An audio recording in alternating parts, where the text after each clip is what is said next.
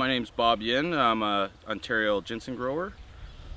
I'm second generation. The beginning process is we look for a nice farm that has good soil, good drainage. We order some poles from the States, and these particular posts are probably about $13 a pole. I believe it's about $6,000 to $7,000 an acre just for the cloth. That's not including all the hardware and the cables around. So I'm not actually sure what the total cost is, but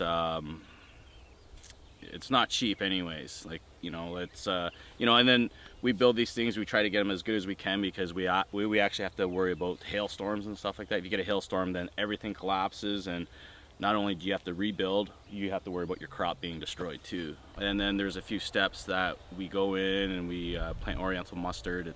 I guess it's a sort of a fumigation.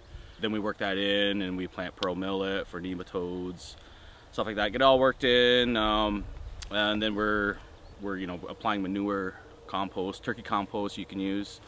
And then the following year, that's when we go in and we start plowing beds and seeding and strawing and building structures. And then the following year, the seeds will germinate, and it will be a seedling garden, and then so on and so on. And you're doing your sprays and your fungicides, and you do that for a 3-year process. And some guys do 4 or 5 year processes, but out in this area on this type of soil, we're pretty comfortable with doing a 3-year crop.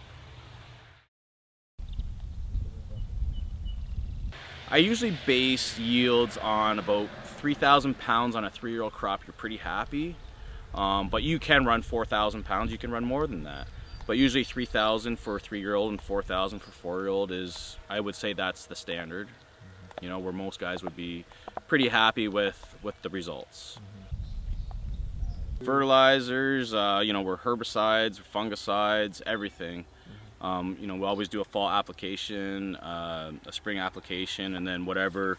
Every farmer has a different little fertilizer. They're all similar, but everybody has their own little, I guess, secret.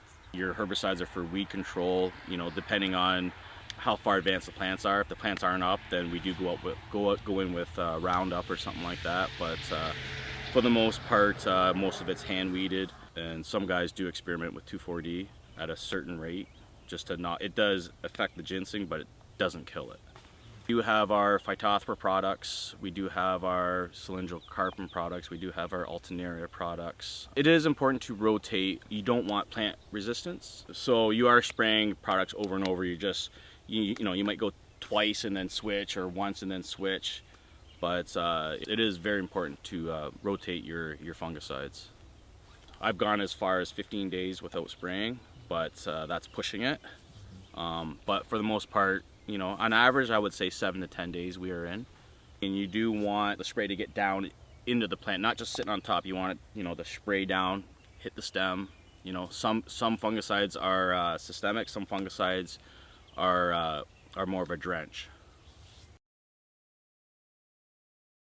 Harvesting, we basically tear the gardens down. The plants do senesce, so we do have a pusher that pushes all the stems and all the straws to the end. And it's like I guess it'd be like a potato harvester type thing, and we pick it up by hand.